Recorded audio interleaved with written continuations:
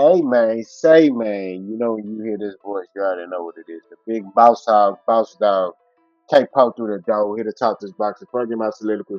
Every tough times don't last, good people do, don't have to share. Caught them in the fight line, maybe matter. Peep game. 84s on what's when. We clustered out, you know what we're talking about back in the pocket. But before I get to the main entree, the main dish, gotta introduce our other host, future Hall of Famer, future pro coach, Brody on the hustle. Salute to all our soldiers, aka Coach B. Let them know how you doing. Hey, what it is, folks. Like Capo said, we clutched up, we clutched out. You know what we're here to talk about. I say it all the time. You're about to spend the next 30 minutes to an hour with your two favorite hosts that'll never leave you in the dark with a ghost about any post when it comes to this boxing scene. But before we get into all that good stuff, y'all know what I'm finna tell y'all. Hey, God woke you up, he put breath in your body. Everything else is extra. Get up, do you, take care of you, take care of the fam. Don't let nobody steal you away from that. With all that being said, I'm gonna go ahead and pass it back to K-Po. Hey, let's let them know how we flow and continue the show. Already. So this episode is strictly gonna be about boots. So all y'all booty warriors who come in the comment section, if you don't want to hear this, turn it off. That's all I gotta say. Right? We got integrity here. I'm straight up and down, no side effects with you. If you don't want to hear this, you can go watch something else. Okay, we here to speak the truth in boxing. That's what me and Coach B stand for. We stand for the truth. We don't sack chase no fighters. We support the sport, and that's just what it is. So Jaron Ennis uh, has made a couple of decisions that has been questionable. Starters re-signing with Eddie Hearn for a long-term contract. We made a video talking about that, so there's no need for us to really go back in depth about that. But Jaron Ennis has had some problems finding some opponents. Um, they've been offering their opponents low ball offers. He was rumored to fight Josh Kelly. Um, he was trying to strike a deal with Rashidi Ellis, um, Charles Conwell, and the list goes on. Apparently, he's trying to get this Albanian dude, Isima Lima. I don't know how to say your name, brother. I'm sorry, but he got a lot going on. So, Coach, what do you feel about Jambu Ennis moving up to 54 and instead of him going straight into the fire, he trying to get a light tune up? He was a unified champion, 47. So just, give a little insight on how you view Boots Ennis moving up from 54. Do you think, 147, do you feel like he needs a tune up? Some of those ones. Uh, Honestly, I'm gonna keep it a buck. I'm gonna keep it a bean. I feel like Drum Boots Ennis is taking the smart route. He don't want to get up there, get in the fire, and then everything, backfires on him in a negative sense. Tune up? No. Do I believe he needs to tune up? No. But to reassure himself to get established, I think he should take a tune up. Now, I mean, just for Boot's sake, you know what I'm saying? And this is the same thing we kind of throw in Crawford's direction about, getting acclimated and, understanding, you moving up a weight class, whether it's one or two, whether you're moving down a weight class, one or two, acclimation is a must. For some people, no. For other fighters, yes. And I think Boots is just taking a measure of precaution, which a lot of people probably gonna be like, "Oh, what do you mean measure of precaution? Y'all talk so highly of Boots and his skill set." Yeah, true. But at the same time, you got to make sure a few things carry over. Number one, your conditioning. Number two, your power. Number three, your overall physique and how long you can actually last in the ring. You got to get acclimated to your body. Your body may shut down round 10 and then you mess around get knocked out round 12 going up in weight, or your body may be terrible rounds 1 through 4 and then all of a sudden it hits that second wind, that second gear, and it picks up and it starts moving a little better, in the middle quarter and in the final quarter of the fight. So Is it necessary, in my opinion, for Boots to take a tune-up fight? No, but I think he should if he feel like it's the right thing he should do. But at the same time, it just looks bad on his behalf and Eddie Hearn's behalf, for you to move up, relinquish belts, re-sign with Eddie Hearn. Now you in a division where it's really hit or hit.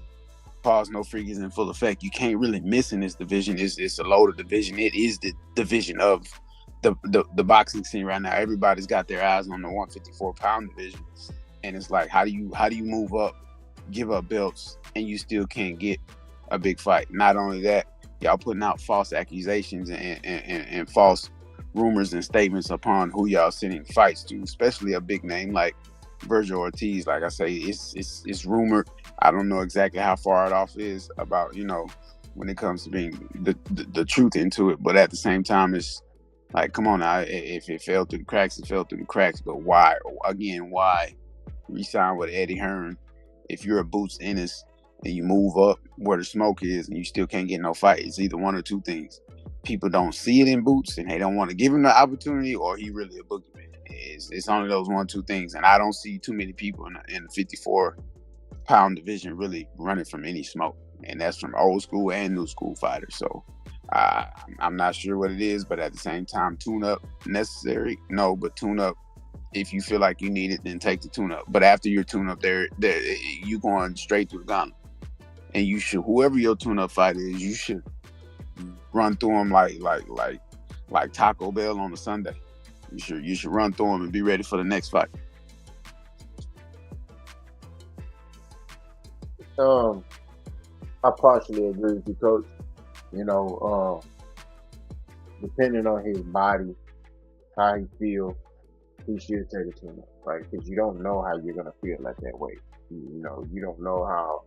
I mean, you're at 47, you're a bigger guy, so you're feeling strong, you're feeling powerful at that lighter weight. Now you're going up 7 pounds. That's a big jump, and you just want to see how your body, how you, you know, like Coach named out your cardio, your speed, because you adding up more weight. So, um, but morally, as a boxing fan and as a just former fighter myself, you have to go up and you have to, a guy of Boost nature. When you move up, you should immediately be looking to fight a big name, right? Uh, I'm not talking about a Virgil Ortiz, but like, a Brian Castano, a Brian Mendoza. Those guys fought for belts. Brian Mendoza fought for Tim Zoo's belt. Brian Castano fought for the Undisputed Championship against Jamil Charlo twice. Those are good, formidable names, right? To go up and test yourself, to kind of see where you at. Especially Brian Castano, who is an Argentinian who got power and who can box. He has great boxing ability, excellent counter puncher, has high boxing IQ. I think that, those would be good matchups instead of you trying to bring up a Rashidi Ellis from 147 pounds. You trying to fight a Josh Kelly who got knocked out by David Avanesian, a guy you destroyed. Like, what are you doing? You know? So you're trying to fight these light touches to make yourself look a certain way, and that's fine. But at the same time, you need a little bit more tougher opposition than that, right? People respect you better, respect the move better if you fought a Brian Castano, Brian Mendoza. Heck, now Tim Zoo. Now, I mean, I'm be real with you. I mean, Tim Zoo looked washed. Tim Zoo looked done. But yet again, it is 154. A guy could look, like Coach said, a guy could look a certain way, and then you get in there, he beat the brakes off of you. So that's the danger of this division. But I gotta give Crawford his credit, right? Y'all Bud Booty Warriors, oh, you don't give Crawford credit. Give Crawford his credit. He moved up from 47, he fought a champion. Right? Now, Islam Radrimov, was he known? No. Islam Radrimov, do I feel like it was very strategically done? Crawford looked at the champ. It's like, hey, I'm gonna fight this dude right here. Yes, but what I can say is he went up there and he tested his stuff. He fought a champ, right? Now, granted, he looked normal at 54, And that may be the case for Boots. Maybe Boots looked at Crawford and was like, man, let me take this light touch to kind of see. I mean, but that's a question I could ask. Do you feel like Boots is concerned about the weight jump? You know, because he's seen how other guys look coming from 47 to 54. To Danny Garcia, he's fought at 54, and he looked average. And then he got his foot toe up by Erislandy Lara. And Keith Thurman had two fights at 54. You know what I mean? Now his last fight he stopped the dude, but the fight before that he looked pretty regular. So, do you believe that Boots is looking at let me just take it easy to kind of, or do you believe he's just genuinely afraid, or do you think that he playing it safe? I mean, let me know something. You kind of answered it, but let's just answer directly. Do you feel like he basically is concerned about this weight jump? Me personally, like I said before, like you just mentioned, take heed to all caution. Take precaution to all caution. The MO is guys moving up, no matter what your name is, when you're moving up to the 54-pound division, you can go from looking awesome, like a Hall of Famer, to mediocre regular. So if Boots is paying attention to the continuous blueprint that's been put out about the 154-pound division, I think he's not worried. He's just more settled and in tune with himself and seeing what has happened with past fighters who we know, like you mentioned, Keith Thurman, Terrence Crawford, and Danny Garcia. He's probably paying attention to that, and he's taking heed to all the warning signs that 54 is not a division you just want to go into and start claiming major stakes and hopping out there with the elite of the elite, because it could be the end of your career, or it could be the start or the decline of your career. You never know. 54, like I said, is that division. But I think Boots has seen what has happened to some of those fighters we just mentioned, and he's kind of like, I'm gonna play it safe in this 54 division. Do I think he's concerned? Do I think he's a little shaky in the boots? No. Do I think he's kind of scared in any sense? Nah, I don't think he is. But at the same time, I think he's seen what the 154-pound division can do to you. Like I said, as an elite, a great Hall of Famer, whatever he's seen in the past, what the 54-pound division can do to you.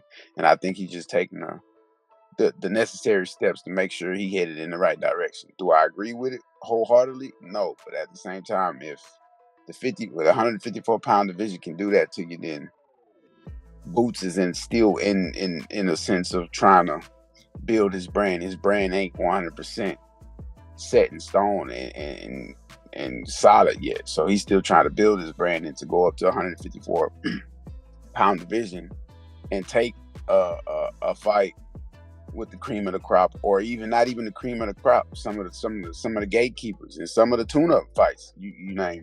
You don't want to go up to this division and then all of a sudden look like a regular human being, because that could backfire. So again, do I think he's scared? No, he just taking precaution measures.